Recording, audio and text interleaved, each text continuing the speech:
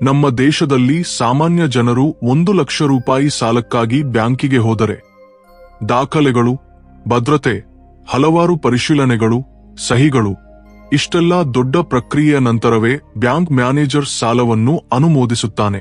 ಆದರೆ ಇಂತಹ ದೊಡ್ಡ ಪ್ರಕ್ರಿಯೆಯ ನಂತರವೂ ಕೆಲವೊಮ್ಮೆ ಸಣ್ಣ ಮೊತ್ತವು ಕೈಗೆ ಸಿಗುವುದಿಲ್ಲ.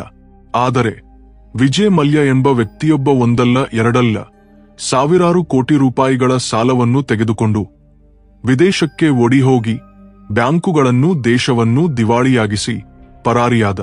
ಈ ಡಾಕ್ಯುಮೆಂಟರಿಯಲ್ಲಿ ನಾವು ವಿಜಯ್ ಮಲ್ಯ ಎಂಬ ವ್ಯಕ್ತಿಯ ಬಗ್ಗೆ, ಅವನ ಒಡ್ಡೊಲಗಕ್ಕೆ ಕಾರಣವಾದ ವಿಷಯಗಳ ಬಗ್ಗೆ, ಏಕೆ ಸಾವಿರಾರು ಕೋಟಿ ಸಾಲ ತೆಗೆದುಕೊಂಡ, ಆ ಸಾಲವನ್ನು ಏಕೆ ಮರುಪಾವತಿ ಮಾಡಲಾಗಲಿಲ್ಲ ಎಂಬೆಲ್ಲ ವಿಷಯಗಳನ್ನು ಸ್ಪಷ್ಟವಾಗಿ ತಿಳಿದುಕೊಳ್ಳೋಣ. ಈ ಕಥೆಯು ತುಂಬಾ ಮಾಹಿತಿಪೂರ್ಣವಾಗಿದೆ. ಆದ್ದರಿಂದ ಕೊನೆಯವರೆಗೂ ತಪ್ಪದೆ ನೋಡಿ. ನಿಮ್ಗೆ ಇಷ್ಟವಾದರೆ ಒಂದು ಲೈಕ್ ಮಾಡಿ, ಶೇರ್ ಮಾಡಿ. ನಮ್ಮೆಲ್ಲರಿಗೂ ಕಿಂಗ್ಫಿಷರ್ ಬಿಯರ್ ಗೊತ್ತಿರಬಹುದು. ನಮ್ಮ ದೇಶದಲ್ಲಿ ಮಾರಾಟವಾಗುವ ಬಿಯರ್ಗಳಲ್ಲಿ 50%ಕ್ಕಿಂತ ಹೆಚ್ಚು ಕಿಂಗ್ಫಿಷರ್ ಬಿಯರ್ಗಳೇ ಇರುತ್ತವೆ. ಈ ಕಿಂಗ್ಫಿಷರ್ ಬಿಯರ್ನು ಯುನೈಟೆಡ್ ಬ್ರಿವರೀಸ್ ಎಂಬ ಭಾರತೀಯ ಕಂಪನಿಯು ತಯಾರಿಸುತ್ತದೆ. ಆದರೆ ಈ ಕಂಪನಿಯನ್ನು ಆರಂಭಿಸಿದವರು ವಿಜಯ್ ಮಲ್ಯ ಅಲ್ಲ. ಈ ಕಂಪನಿಯನ್ನು 19ನೇ ಶತಮಾನದ 15ನೇ ವರ್ಷದಲ್ಲಿ ಥಾಮಸ್ ಲೆಸ್ಲಿ ಎಂಬಾತ ಸ್ಥಾಪಿಸಿದ. ಆ ಸಮಯದಲ್ಲಿ 20 ವರ್ಷದ ಯುವಕನಾಗಿದ್ದ ವಿಜಯ್ ಮಲ್ಯನ ತಂದೆ ವಿಟ್ಕಲ್ ಮಲ್ಯ ಯುನೈಟೆಡ್ ಬ್ರಿವರೀಸ್ ಕಂಪನಿಯಲ್ಲಿ ಕೆಲಸಕ್ಕೆ ಸೇರಿದ. 19ನೇ ಶತಮಾನದ 46 ಮತ್ತು 47ನೇ ವರ್ಷಗಳ ನಡುವೆ ವಿಟ್ಕಲ್ ಮಲ್ಯ ಈ ಕಂಪನಿಯ ಷೇರುಗಳನ್ನು ಖರೀದಿಸಲು ಆರಂಭಿಸಿದ. ಕೆಲವೇ ವರ್ಷಗಳಲ್ಲಿ ಅವನು ಕಂಪನಿಯ ನಿರ್ದೇಶಕನಾದ. ಆ ನಂತರ 19ನೇ ಶತಮಾನದ 48ನೇ ವರ್ಷದಲ್ಲಿ ವಿಟ್ಕಲ್ ಮಲ್ಯ ಯುನೈಟೆಡ್ ಬ್ರಿವರೀಸ್ನ ಅಧ್ಯಕ್ಷನಾದ. ಆಗಿನಿಂದ ಅವನು ಹಲವಾರು ಬ್ರಿವರಿ ಮತ್ತು ಡಿಸ್ಟಿಲರಿ ಕಂಪನಿಗಳನ್ನು ಖರೀದಿಸಲು ಆರಂಭಿಸಿದ. ತನ್ನ ವ್ಯಾಪಾರವನ್ನು ವಿಸ್ತರಿಸುತ್ತಾ ಆಹಾರ, ಕಿರಾಣಿ, ಪಾಲಿಮರ್ಗಳು, ಬ್ಯಾಟರಿಗಳಂತಹ ವಿವಿಧ ಕ್ಷೇತ್ರಗಳಿಗೆ ಕಾಲಿಟ್ಟ. ಆದರೆ 19ನೇ ಶತಮಾನದ 83ನೇ ವರ್ಷದಲ್ಲಿ ವಿಟ್ಕಲ್ ಮಲ್ಯ ಇಹಲೋಕ ತ್ಯಜಿಸಿದ. ತಂದೆಯ ಮರಣದ ನಂತರ ಕೇವಲ 27 ವರ್ಷದ ಯುವಕನಾಗಿದ್ದ ವಿಜಯ್ ಮಲ್ಯ ಯುಬಿ ಗ್ರೂಪ್ನ ಅಧ್ಯಕ್ಷನಾದ. ಆಗ ಕಂಪನಿಯ ವಹಿವಾಟು ಸುಮಾರು 300 ಕೋಟಿ ರೂಪಾಯಿಗಳಷ್ಟಿತ್ತು. ವಿಜಯ್ ಮಲ್ಯ ಕಂಪನಿಯ ಜವಾಬ್ದಾರಿಯನ್ನು ತೆಗೆದುಕೊಂಡಾಗಿನಿಂದ ಯುನೈಟೆಡ್ ಬ್ರಿವರೀಸ್ಗೆ ದೊಡ್ಡ ಯಶಸ್ಸನ್ನು ತಂದ. ಬರ್ಗರ್, ಮಂಗಳೂರು ಕೆಮಿಕಲ್ಸ್ ಮತ್ತು ಕರ್ಟಿರೈಸರ್ಸ್, ವೆಸ್ಟರ್ನ್ ಕಾಟನ್, ಕಿಸಾನ್ನಂತಹ ಹಲವಾರು ಕಂಪನಿಗಳನ್ನು ಖರೀದಿಸಿ ಅವೆಲ್ಲವನ್ನೂ ಯುನೈಟೆಡ್ ಬ್ರಿವರೀಸ್ನೊಂದಿಗೆ ವಿಲೀನಗೊಳಿಸಿದ. ಕೇವಲ 15 ವರ್ಷಗಳಲ್ಲಿ ಕಂಪನಿಯ ಲಾಭವನ್ನು 64%ಕ್ಕೆ ಏರಿಸಿದ. ವಿಜಯ್ ಮಲ್ಯಗೆ ಹೊಸ ವ್ಯಾಪಾರ ಕ್ಷೇತ್ರಗಳಿಗೆ ಕಾಲಿಡುವುದು ಎಂದರೆ ತುಂಬಾ ಇಷ್ಟ. ಆದ್ದರಿಂದ ಆಲ್ಕೋಹಾಲ್ ಕ್ಷೇತ್ರದ ಜೊತೆಗೆ ಆಹಾರ, ರಸಗೊಬ್ಬರ, ಎಲೆಕ್ಟ್ರಾನಿಕ್ ಕಂಪನಿಗಳನ್ನು ಯಶಸ್ವಿಯಾಗಿ ನಡೆಸಿದ. ಸುಮಾರು 25 ವರ್ಷಗಳ ಕಾಲ ಅವನ ವ್ಯಾಪಾರಕ್ಕೆ ತಿರುಗಿರಲಿಲ್ಲ. ಇದಕ್ಕೆ ಮುಖ್ಯ ಕಾರಣ ವಿಜಯ್ ಮಲ್ಯನ ಮಾರ್ಕೆಟಿಂಗ್ ತಂತ್ರಗಳು. ಅಂದಿನ ದಿನಗಳಲ್ಲಿ ಭಾರತದಲ್ಲಿ ಆಲ್ಕೋಹಾಲ್ ಜಾಹೀರಾತುಗಳ ಮೇಲೆ ನಿಷೇಧವಿತ್ತು. ಆದರೂ ವಿಜಯ್ ಮಲ್ಯ ಕಿಂಗ್ಫಿಷರ್ ಕ್ಯಾಲೆಂಡರ್ಗಳು, ಕಾರ್ಯಕ್ರಮಗಳ ಮೂಲಕ ಜನರ ಗಮನವನ್ನು ತನ್ನ ಕಡೆಗೆ ಸೆಳೆಯುತ್ತಿದ್ದ. ಅವನ ಮಾರ್ಕೆಟಿಂಗ್ ತಂತ್ರಗಳು ಹೇಗಿತ್ತೆಂದರೆ, ತನ್ನ ವಿಲ್ಲಾದ ಹೆಸರನ್ನು ಕಿಂಗ್ಫಿಷರ್ ವಿಲ್ಲಾ ಎಂದು, ಐಪಿಎಲ್ ತಂಡದ ಹೆಸರನ್ನು ರಾಯಲ್ ಚಾಲೆಂಜರ್ಸ್ ಬೆಂಗಳೂರು ಎಂದು ಇಡುವ ಮೂಲಕ ಜನರ ಗಮನವನ್ನು ಸೆಳೆಯುತ್ತಿದ್ದ. ಆದರೆ ಈ ಯಶಸ್ಸಿನ ಮಧ್ಯೆ ವಿಜಯ್ ಮಲ್ಯ ಒಂದು ತಪ್ಪಾದ ತೀರ್ಮಾನವನ್ನು ತೆಗೆದುಕೊಂಡ. ಆ ಒಂದೇ ತೀರ್ಮಾನವು ಅವನ ಜೀವನವನ್ನೇ ಬದಲಾಯಿಸಿತು. 2005ನೇ ವರ್ಷದಲ್ಲಿ ವಿಜಯ್ ಮಲ್ಯ ವಿಮಾನಯಾನ ಕ್ಷೇತ್ರಕ್ಕೆ ಕಾಲಿಟ್ಟ. ವಿಮಾನಯಾನ ವ್ಯಾಪಾರದ ಮೇಲೆ ಆಸಕ್ತಿಯಿದ್ದ ವಿಜಯ್ ಮಲ್ಯ ಕಿಂಗ್ಫಿಷರ್ ಏರ್ಲೈನ್ಸ್ ಎಂಬ ಹೆಸರಿನಲ್ಲಿ ಕಂಪನಿಯೊಂದನ್ನು ಆರಂಭಿಸಿದ. ಮೊದಲಿಗೆ 4 ವಿಮಾನಗಳನ್ನು ತೆಗೆದುಕೊಂಡು ದೆಹಲಿ ಮತ್ತು ಮುಂಬೈ ನಡುವೆ ಸೇವೆ ಆರಂಭಿಸಿದ. ಆ ನಂತರ ಇನ್ನಷ್ಟು ವಿಮಾನಗಳನ್ನು ಖರೀದಿಸಿ ವ್ಯಾಪಾರವನ್ನು ವಿಸ್ತರಿಸಿದ. ಕಿಂಗ್ಫಿಷರ್ ಏರ್ಲೈನ್ಸ್ ಆ ಕಾಲದಲ್ಲಿ ತುಂಬಾ ಜನಪ್ರಿಯವಾಗಿತ್ತು, ಏಕೆಂದರೆ ಇತರ ಕಂಪನಿಗಳು ನೀಡದ ಸೌಕರ್ಯಗಳನ್ನು ಕಿಂಗ್ಫಿಷರ್ ಒದಗಿಸುತ್ತಿತ್ತು. ಇದರಿಂದ ದೇಶೀಯ ವಿಮಾನ ಪ್ರಯಾಣಿಕರಲ್ಲಿ 25%ರಷ್ಟು ಜನ ಕಿಂಗ್ಫಿಷರ್ನೇ ಆಯ್ಕೆ ಮಾಡುತ್ತಿದ್ದರು. ಕಿಂಗ್ಫಿಷರ್ ಏರ್ಲೈನ್ಸ್ ದೇಶದ 2ನೇ ಅತಿದೊಡ್ಡ ವಿಮಾನಯಾನ ಕಂಪನಿಯಾಗಿ ಮಾರ್ಪಟ್ಟಿತು. ಈ ಯಶಸ್ಸಿನಿಂದ ಪ್ರೇರಿತನಾದ ವಿಜಯ್ ಮಲ್ಯ ಅಂತಾರಾಷ್ಟ್ರೀಯ ವಿಮಾನಯಾನ ಸೇವೆಯನ್ನು ಆರಂಭಿಸಲು ನಿರ್ಧರಿಸಿದ. ಆದರೆ ಅಂತಾರಾಷ್ಟ್ರೀಯ ವಿಮಾನಯಾನಕ್ಕೆ ಕಂಪನಿಗೆ ಕನಿಷ್ಠ 5 ವರ್ಷಗಳ ಅನುಭವ ಇರಬೇಕಿತ್ತು. ಆದರೆ ಕಿಂಗ್ಫಿಷರ್ ಏರ್ಲೈನ್ಸ್ ಆಗ ಆರಂಭವಾಗಿ ಕೇವಲ 2 ವರ್ಷಗಳಾಗಿತ್ತು. ಈ ಷರತ್ತನ್ನು ಪೂರೈಸಲು ವಿಜಯ್ ಮಲ್ಯ ಈಗಾಗಲೇ ನಷ್ಟದಲ್ಲಿದ್ದ ಏರ್ ಡೆಕ್ಕನ್ ಕಂಪನಿಯನ್ನು ಖರೀದಿಸಿದ. ಏರ್ ಡೆಕ್ಕನ್ ಆಗ ಆರಂಭವಾಗಿ 4 ವರ್ಷಗಳಾಗಿತ್ತು. ಈ ಕಂಪನಿಯನ್ನು ತನ್ನ ಕಿಂಗ್ಫಿಷರ್ನೊಂದಿಗೆ ವಿಲೀನಗೊಳಿಸಿ ಅದರ ಹೆಸರನ್ನು ಕಿಂಗ್ಫಿಷರ್ ಡೆಕ್ಕನ್ ಎಂದು ಬದಲಾಯಿಸಿದ. ಕಿಂಗ್ಫಿಷರ್ ಏರ್ಲೈನ್ಸ್ಗೆ ಒಳ್ಳೆಯ ಖ್ಯಾತಿಯಿದ್ದರೂ ಇದು ನಷ್ಟದ ದಾರಿಯಲ್ಲಿ ಸಾಗಲಾರಂಭಿಸಿತು.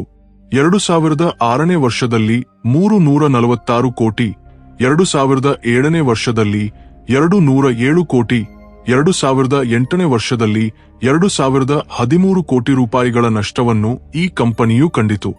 ಆ ಕಾಲದಲ್ಲಿ ಕಿಂಗ್ಫಿಷರ್ಗೆ ಮಾತ್ರವಲ್ಲ, ಬಹುತೇಕ ಎಲ್ಲಾ ವಿಮಾನಯಾನ ಕಂಪನಿಗಳಿಗೂ ನಷ್ಟ ಎದುರಾಯಿತು. ಆದರೂ ಕಿಂಗ್ಫಿಷರ್ನ ಬ್ರಾಂಡ್ ಮೌಲ್ಯವನ್ನು ಭದ್ರತೆಯಾಗಿ ಇಟ್ಟು ವಿಜಯ್ ಮಲ್ಯ ಎಸ್ಬಿಐ ಬ್ಯಾಂಕ್ನಿಂದ ಸಾಲಗಳನ್ನು ತೆಗೆದುಕೊಳ್ಳಲು ಆರಂಭಿಸಿದ. 2009ನೇ ವರ್ಷದಲ್ಲಿ 1371 ಕೋಟಿ, 2010ನೇ ವರ್ಷದಲ್ಲಿ 1290 ಕೋಟಿ ರೂಪಾಯಿಗಳ ನಷ್ಟವನ್ನು ಕಿಂಗ್ಫಿಷರ್ ಕಂಡಿತು. ಕಂಪನಿಯು ಆರಂಭವಾದಾಗಿನಿಂದ 1 ರೂಪಾಯಿ ಲಾಭವನ್ನು ಗಳಿಸಿರಲಿಲ್ಲ. ಆದರೂ ಎಸ್ಬಿಐ ಬ್ಯಾಂಕ್ ಕಿಂಗ್ಫಿಷರ್ ಒಂದು ದಿನ ಲಾಭದಾಯಕವಾಗುತ್ತದೆ ಎಂಬ ನಂಬಿಕೆಯೊಂದಿಗೆ ಸಾಲವನ್ನು ನೀಡುತ್ತಲೇ ಇತ್ತು. ಆದರೆ 2012ನೇ ವರ್ಷದಲ್ಲಿ ಪರಿಸ್ಥಿತಿ ಇನ್ನಷ್ಟು ಕೆಟ್ಟಿತು. ಆ ಸಮಯದಲ್ಲಿ ಕಚ್ಚಾ ತೈಲದ ಬೆಲೆ ಗಗನಕ್ಕೇರಿತು. ಇದರಿಂದ ಎಲ್ಲಾ ವಿಮಾನಯಾನ ಕಂಪನಿಗಳು ಭಾರೀ ನಷ್ಟವನ್ನು ಕಂಡವು. ಕೆಲವು ಕಂಪನಿಗಳು ತಮ್ಮ ವ್ಯಾಪಾರವನ್ನೇ ಮುಚ್ಚಿಕೊಂಡವು. ಆದರೆ ಕೆಲವು ಕಂಪನಿಗಳ ಬಳಿ ಒಳ್ಳೆಯ ಹೂಡಿಕೆದಾರರಿದ್ದ ಕಾರಣ ಅವು ತಮ್ಮ ವ್ಯಾಪಾರವನ್ನು ಒಡ್ಡೊಲಗದಿಂದ ರಕ್ಷಿಸಿಕೊಂಡವು. ಆದರೆ ಕಿಂಗ್ಫಿಷರ್ಗೆ ದೊಡ್ಡ ಹೂಡಿಕೆದಾರರಿರಲಿಲ್ಲ. ಈಗಾಗಲೇ ಬ್ಯಾಂಕ್ಗಳಿಂದ ದೊಡ್ಡ ಮೊತ್ತದ ಸಾಲವನ್ನು ತೆಗೆದುಕೊಂಡಿತ್ತು. ಉದ್ಯೋಗಿಗಳಿಗೆ ಸಂಬಳವನ್ನು ನೀಡಲಾಗಲಿಲ್ಲ. ಇದರಿಂದ ಉದ್ಯೋಗಿಗಳು ಮುಷ್ಕರವನ್ನು ಆರಂಭಿಸಿದರು. ವಿಜಯ್ ಮಲ್ಯ ಉದ್ಯೋಗಿಗಳನ್ನು ಒಪ್ಪಿಸಿ ಕೆಲಸವನ್ನು ಮತ್ತೆ ಆರಂಭಿಸಿದ. ತಾನು ಮಾಲೀಕನಾಗಿದ್ದ ಯುನೈಟೆಡ್ ಬ್ರಿವರೀಸ್ನ ಕೆಲವು ಷೇರುಗಳನ್ನು ಮಾರಾಟ ಮಾಡಿ ಆ ಹಣವನ್ನು ಕಿಂಗ್ಫಿಷರ್ಗೆ ಹಾಕಿದ. ಆದರೂ ಆ ಹಣ ಸಾಲದ ನಷ್ಟವನ್ನು ಭರ್ತಿ ಮಾಡಲಿಲ್ಲ. ವಿದೇಶಿ ಹೂಡಿಕೆದಾರರನ್ನು ಹುಡುಕಲು ಪ್ರಯತ್ನಿಸಿದರು. ಯಾರೂ ಕಿಂಗ್ಫಿಷರ್ನಲ್ಲಿ ಹೂಡಿಕೆ ಮಾಡಲು ಮುಂದೆ ಬರಲಿಲ್ಲ. ಬ್ಯಾಂಕ್ಗಳು ಇನ್ನೂ ಸಾಲ ಕೊಡಲಾಗದು ಎಂದು ಕೈಯೊಡ್ಡಿದವು. ಕಿಂಗ್ಫಿಷರ್ನ ನಷ್ಟವನ್ನು ರಕ್ಷಿಸಲು ಸರ್ಕಾರವನ್ನು ಸಹಾಯ ಕೇಳಿದರು. ಸರ್ಕಾರವೂ ಗಮನ ಕೊಡಲಿಲ್ಲ. ಒಂದೆಡೆ ಉದ್ಯೋಗಿಗಳಿಗೆ ಸಂಬಳ ಕೊಡಲಾಗದ ಸ್ಥಿತಿ, ಇನ್ನೊಂದೆಡೆ ವಿಮಾನ ನಿಲ್ದಾಣ ಪ್ರಾಧಿಕಾರಕ್ಕೆ ಬಾಡಿಗೆಯನ್ನು ಕಟ್ಟದ ಕಾರಣ ಸರ್ಕಾರವು ಕಿಂಗ್ಫಿಷರ್ನ ವಿಮಾನಯಾನ ಪರವಾನಗಿಯನ್ನೇ ರದ್ದುಗೊಳಿಸಿತು. ಇದರಿಂದ ಕಿಂಗ್ಫಿಷರ್ನ ವಿಮಾನ ಕಾರ್ಯಾಚರಣೆ ಸಂಪೂರ್ಣವಾಗಿ ಸ್ಥಗಿತಗೊಂಡಿತು.